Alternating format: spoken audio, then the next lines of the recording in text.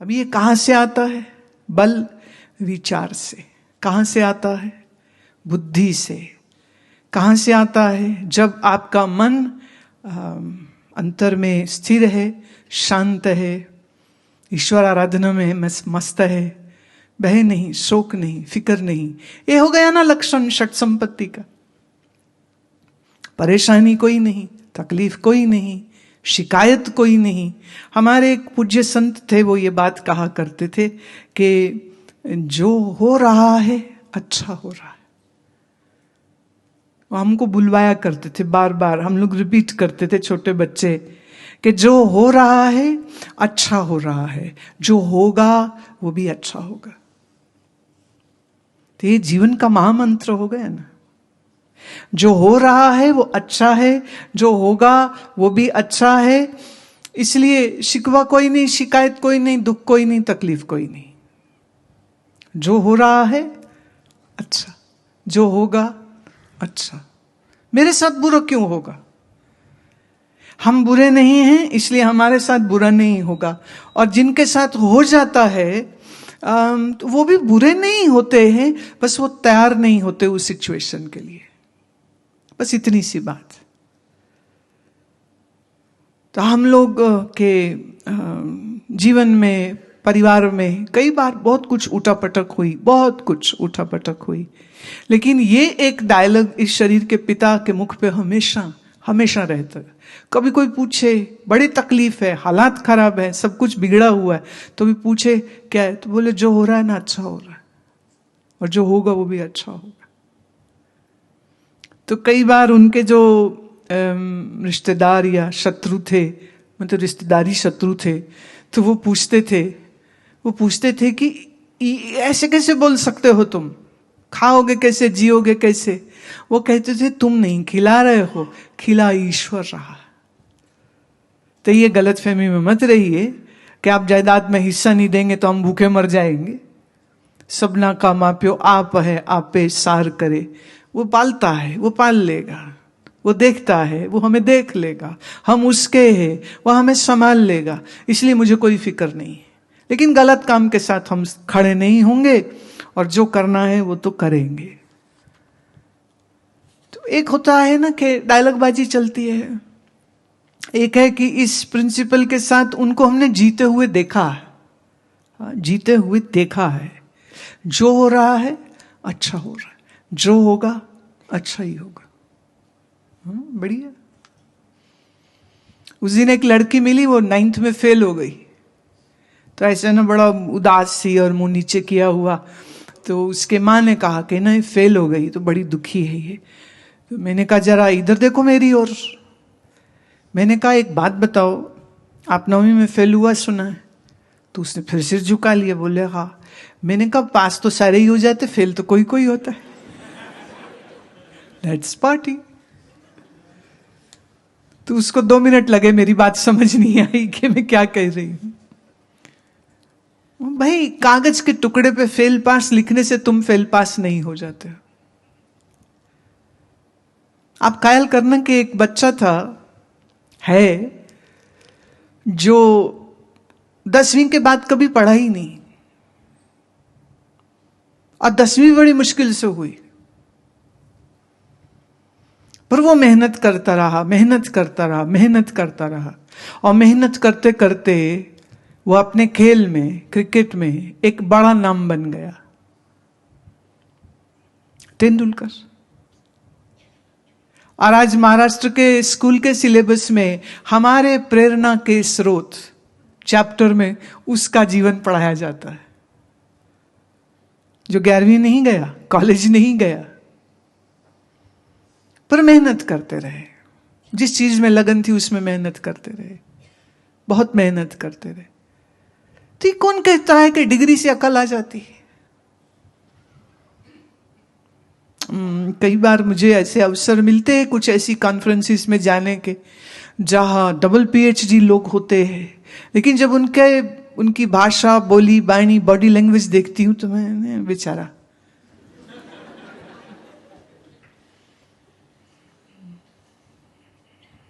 मतलब क्या? It's piece of paper. इतना महत्व मत दीजिए, कागज का टुकड़ा है। अकल पढ़ने से नहीं आती है। अकल है तो तुम पढ़ो तो अच्छा, नहीं पढ़ो तो अकल है ना आपके पास, आपका जीवन बहुत अच्छा जाता है। बाहर संसार में सब कुछ ठीक हो तभी हमारा जीवन ठीक होगा, ये सोचना बिल्कुल गलत है। आपका अगर मन ठीक होगा तो आप जहां भी रहेंगे वो ठीक ही होगा। जहां आपका प्रारब्ध आपको ले जाएगा आप वहां रहेंगे भले, लेकिन आप ठीक रहेंगे क्योंकि मन ठीक है। इसलिए हालात ठीक हो तब हम ठीक है, नहीं, जब मन ठीक होगा तब सब कुछ ठीक होगा। इसलिए फिक्र बाहर की कम करिए, जरा अंदर की ज्यादा कर लीजिए, मन ठीक रहे। तो अपनी अपनी जिंदगी के सचिन तेंदुलकर बनो ना। किसी के कहने से तुम सफल और किसी के कहने से तुम असफल थोड़ी हो जाते हो।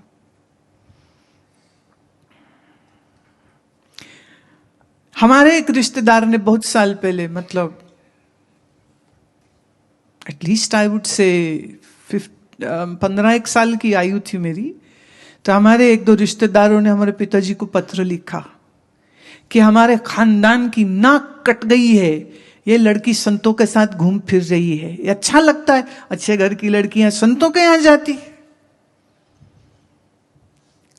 और हमारे पूज्य पिताजी वो चिट्ठी पढ़ के हंस रहे थे, कहते इनको अकल है कि नहीं, मतलब उम्र से इतने बड़े क्या लिख रहे हैं मुझको।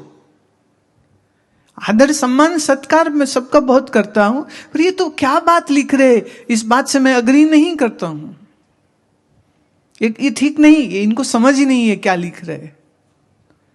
फिर समय ने करवट ली, हम हो गए 21-22 साल के। 21 में तो घर छोड़ दिया था, 18 के थे तो पढ़ाई छोड़ दी थी, 21 के हुए तो घर छोड़ दिया, 24 के थे तो कुटिया बना के ऋषिकेश में रह रहे थे, और 24 तक आते आते हम सत्संग कर रहे थे और लोग सुनते थे और सब प्यार करते थे और जहां जाते थे वहीं प्यार करते थे। तो हमारे पिता जब ये सब कुछ देखते तो एक दो बार वो सभी रिश्तेदारों को गाड़ी में भर के लाए, देख ले देख, तुम लोगों ने इसी के लिए कहा था ना हमारी नाक कट जाएगी, ये क्या कर रहे हैं, तुम कैसे बाप हो, तुम समझाते क्यों नहीं, तुम कैसे बाप हो, तुम समझाते क्यों नहीं। बोले क्या समझाऊं, कुछ गलत हो तो मैं कहूं ना, ये काम मत करो। और उनका तो फॉर्मूला यही था ना, जो हो रहा है अच्छा हो रहा है, जो होगा।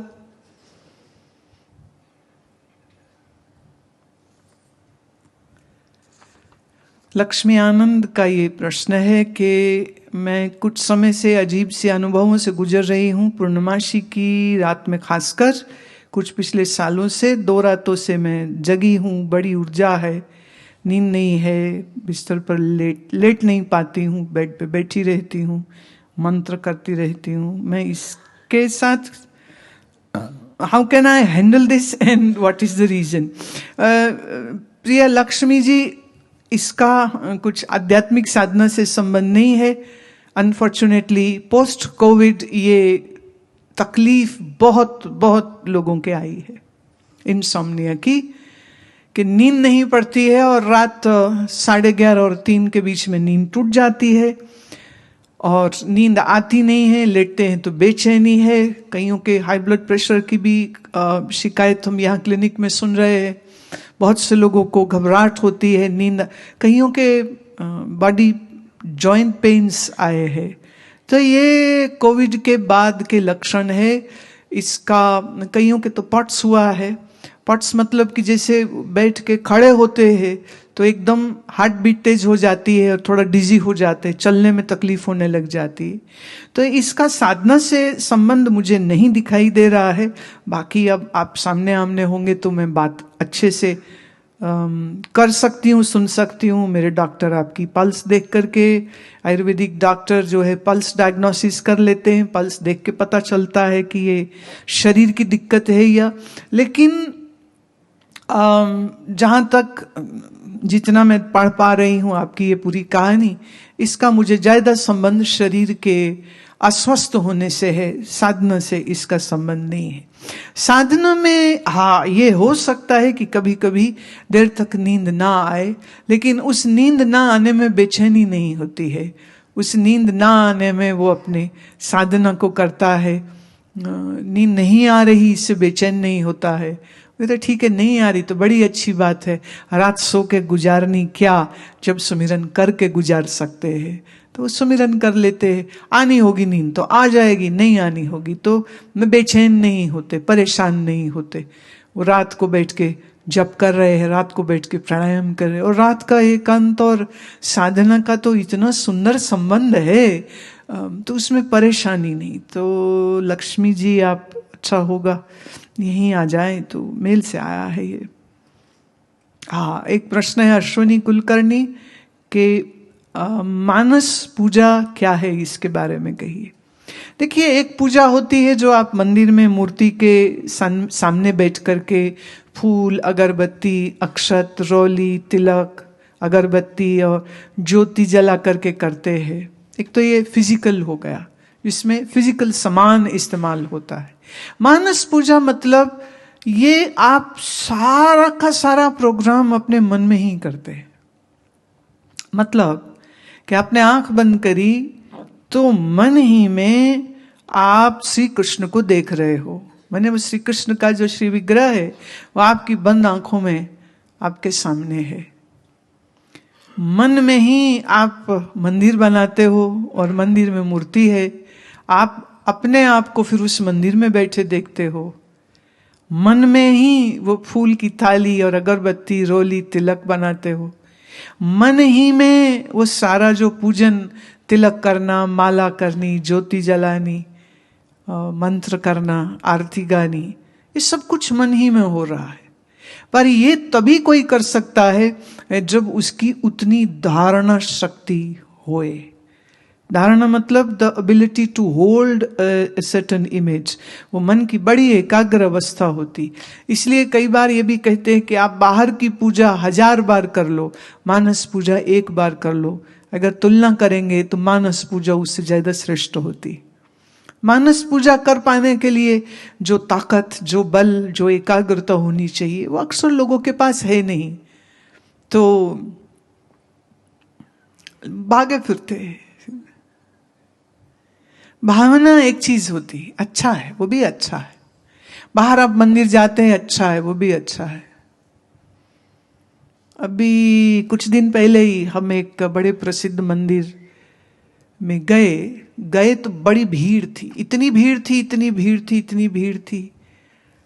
तो हम गेट तक पहुंचे, अंदर देखा और वो सब पैरों से उचक उचक के देखना चाह रहे कि दर्शन हो जाए, दर्शन हो जाए।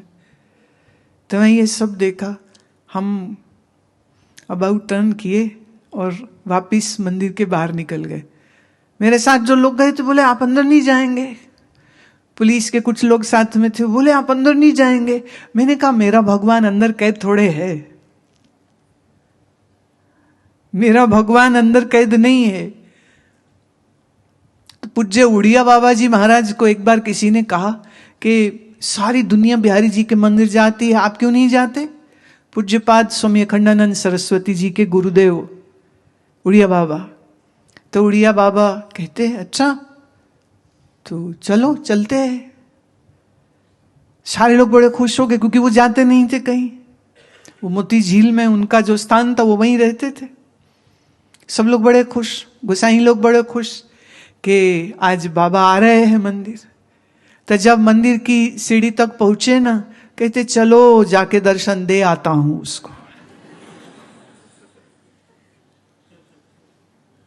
अभी ये बात किसी ने सुन ली, वो फिर सब चिढ़ गए कि आप दर्शन करने आए हो कि दर्शन देने आए हो, क्या बोल रहे हो आप?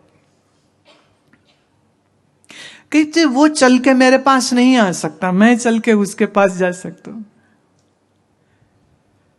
बोले आप दर्शन करने आए हैं, देने आए हैं, ये क्या बात हुई? वो बोले नहीं, कुछ मौन रहे। अंदर गए, थोड़ी देर रुके और फिर वापिस आ गए। सब लोग बड़े खुश कि बोले हमारी प्रार्थना मान के आ गए हैं।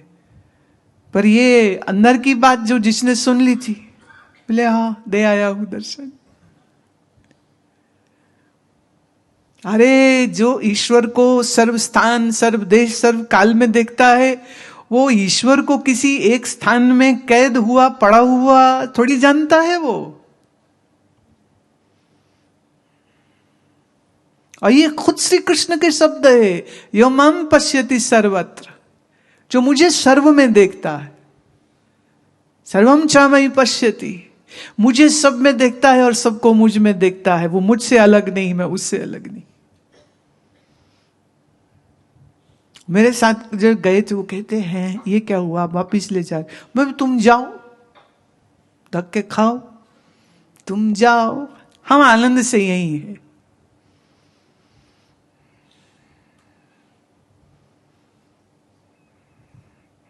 जैसे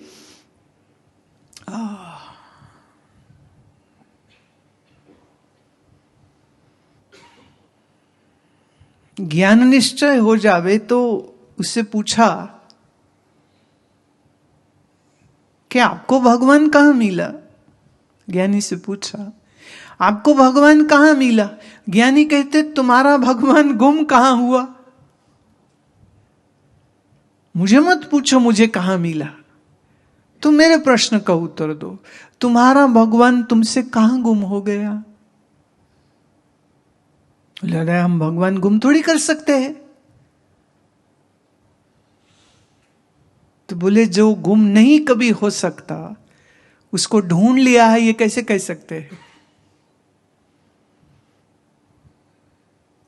परमात्मा कोई एक वस्तु तो नहीं है ना, ये भगवान है।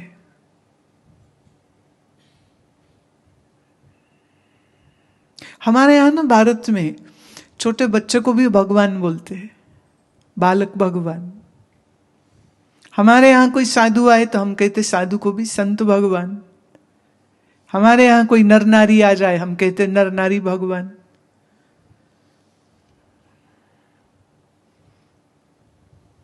बादल वर्षा हो जाए, तुम कहोगे बादल बरसे, हम कहेंगे परमात्मा ही बरस रहा है।